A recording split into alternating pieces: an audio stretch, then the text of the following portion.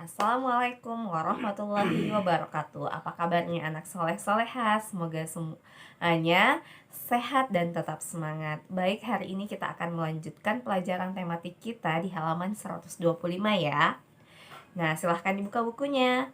Nah, negara kita merupakan negara kepulauan yang terdiri atas pulau-pulau kecil dan pulau-pulau yang besar. Untuk menghubungkan setiap pulau ini, maka dibangunlah berbagai fasilitas dan infrastruktur yang mendukung. Misalnya saja ada bandara, ada pelabuhan. Nah, pembangunan tersebut bertujuan untuk mempermudah dan membantu masyarakat melakukan berbagai kegiatan. Misalnya saja di kegiatan ekonomi ya, misalnya membantu di keluar masuknya barang di daerah tersebut, kemudian membantu di bidang pariwisata, daerah-daerah yang indah, pulau-pulau yang indah dapat kita akses ketika ada bandara dan ada pelabuhan. Kemudian bisa membantu di bidang pendidikan. Nah, anak soleh-soleha, apakah di daerah kalian terdapat bandara dan pelabuhan? Nah, kalau terdapat bandara dan pelabuhan, kira-kira apa ya fungsi bandara dan pelabuhan yang ada di daerahmu? Nah, Bunda kasih contoh ya. Di daerah kita terdapat bandara di Kota Makassar, yaitu Bandara Sultan Hasanuddin. Kalian pernah kan mengunjungi? Nah, ketika kalian mengunjungi, kalian akan mendapatkan banyak orang di sana. Kira-kira apa fungsi dari bandara ini? Apa fungsinya bagi masyarakat yang ada di Sulawesi Selatan? Kemudian di Makassar juga terdapat pelabuhan Soekarno-Hatta ya. Nah, di sana juga terdapat banyak orang. Nah, orang ini mau kemana dan orang ini datang dari mana? Kira-kira apa fungsi dari pelabuhan yang ada di Kota Makassar? Silahkan kalian cari ya. Nah, kemudian silahkan isi di dalam kotak ini. Oke, anak soleh-soleha, Bunda tunggu ya. Silahkan kita lanjutkan pelajaran kita di halaman 126. Nah, sekarang carilah sumber nama bandara dan pelabuhan yang ada di kota kota-kota di Indonesia ya. Kemudian tulis di dalam tabel ini. Di sini ada terletak kota dan nama bandara. Kemudian tabel yang kedua ada kota dan nama pelabuhan. Nah, silahkan kalian lengkapi dengan pencarian kalian. Semoga kalian menemukan yang banyak ya. Terserah kalian berapa yang kalian temukan, itu yang kalian tulis dalam tabel ini. Baik anak soleh-soleha, kita lanjutkan pelajaran kita di halaman 128. Silahkan buka bukunya ya. Nah, silahkan perhatikan gambar yang ada di samping Bunda ya. Ini adalah gambar Raya yang lagi kesakitan kemudian ditolong sama temannya. Nah, kenapa Raya kesakitan ya? Ternyata Raya sedang lari pagi bersama teman-temannya. Namun sebelum berlari, Raya lupa melakukan pemanasan. Nah, ketika berlari tiba-tiba kaki Raya merasa kram. Oleh karena itu, teman-temannya menolong Raya. Raya dibawa ke tepi jalan untuk dipijat otot-otot kakinya.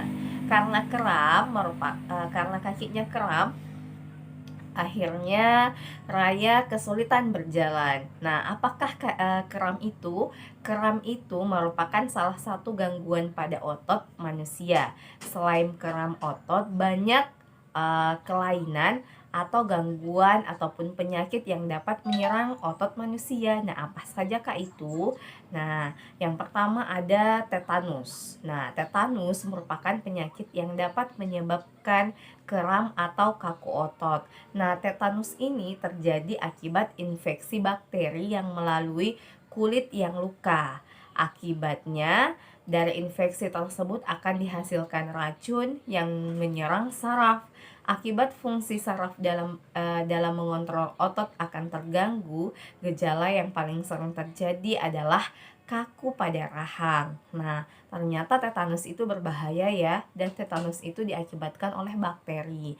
Nah, jadi ketika kalian luka, sebaiknya luka kalian dirawat dengan baik dan dibersihkan dengan baik agar terhindar dari bakteri supaya kalian tidak terjangkit oleh penyakit tetanus. Nah, biasanya sih kalau orang lukanya parah, biasanya dikasih obat tetanus sama dokter melalui suntikan ya.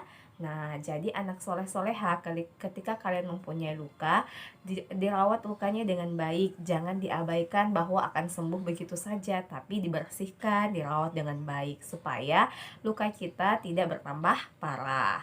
Oke, yang kedua ada penyakit polio. Nah, penyakit polio ini adalah penyakit yang menyerang sistem saraf akibat virus.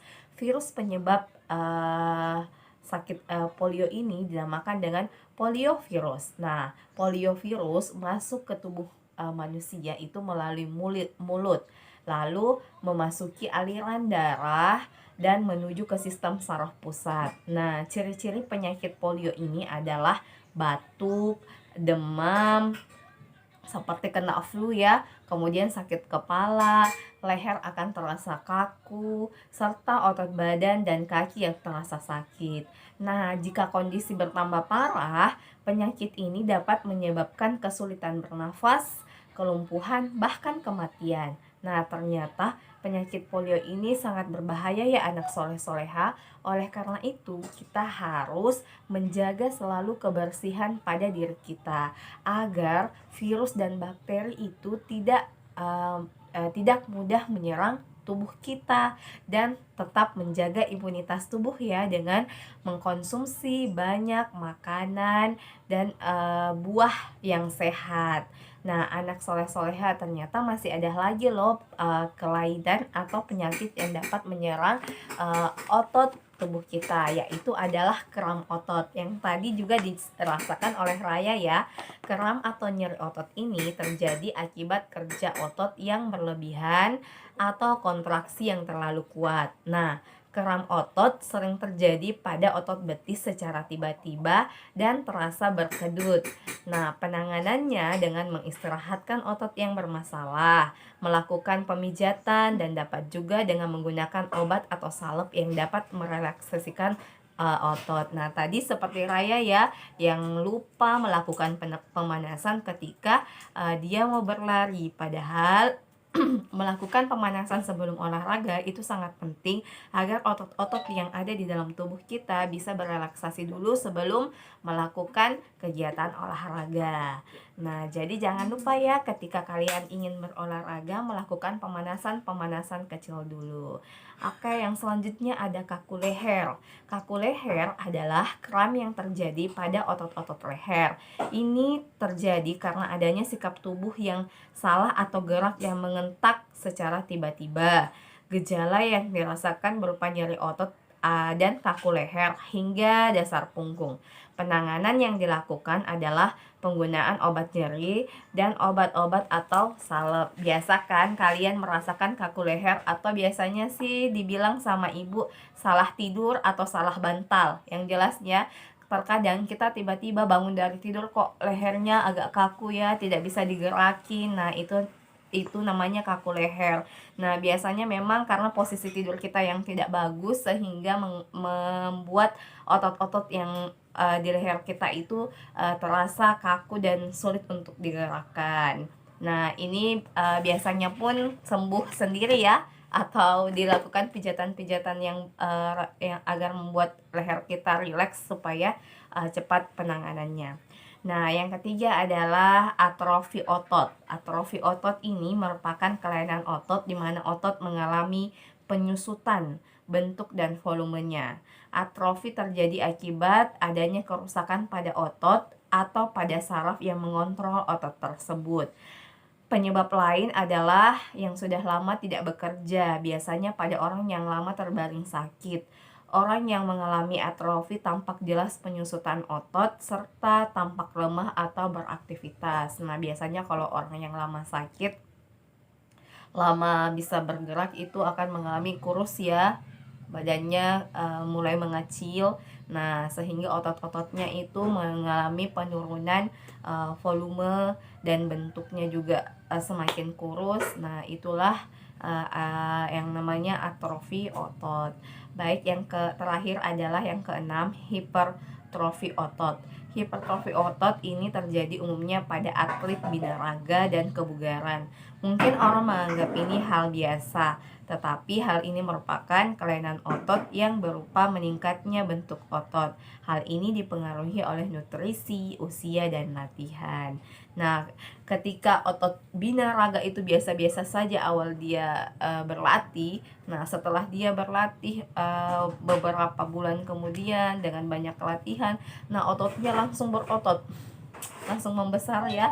Nah, itulah dikatakan hipertrofi otot. Nah, oke anak soleh soleha, itulah tadi pelajaran tentang kelainan, gangguan atau penyakit yang dapat menyerang otot manusia. Bunda harap sudah kalian pahami. Nah, silahkan buka bukunya di halaman 130. Silahkan kalian kerjakan di Ayo Berlatih. Tuliskanlah kembali istilah-istilah berikut tentang tetanus, polio, atrofi otot, hipertrofi otot, dan kaku leher. Tuliskan definisinya apa, ciri-cirinya apa. Tulis di, kalau nggak muat di sini nak, silahkan tulis di buku tulisnya ya. Nah, setelah itu ada Ayo Membaca. Silahkan kalian baca bacaan tersebut mencegah dan mengatasi kram otot. Setelah kalian baca, silahkan buat ringkasan bacaan tersebut ya. Nah, tulis saja gagasan-gagasan pokoknya yang bisa membantu kalian untuk membuat ringkasan pada bacaan tersebut. Oke, hanya itu tugas dan pelajaran kita hari ini. Bunda harap semuanya tetap semangat mengerjakan tugas dan jangan pernah merasa bahwa tugasnya terlalu banyak. Tapi ini adalah bentuk latihan kalian untuk menjadi anak yang hebat. Itu harus dikasih banyak tantangan ya. Jangan pernah merasa bahwa tugas dari Bunda itu sangat berat karena banyak, tapi jadikanlah itu motivasi bahwa dengan tugas ini insya Allah saya akan banyak mengetahui hal-hal baru dan dapat menjadi ilmu yang bermanfaat untuk saya. Jadi jangan pernah mengeluh, jangan pernah putus asa, jangan pernah merasa bahwa tugas ini terlalu berat dan bisa membuat kalian stres. Tidak ya. Kalau kalian mengerjakannya dengan ikhlas, dengan semangat, insya Allah akan selalu menolong kalian. Oke anak soleh soleha, silahkan kalian kerjakan tugasnya dan kumpul tepat waktu ya. Assalamualaikum warahmatullahi wabarakatuh.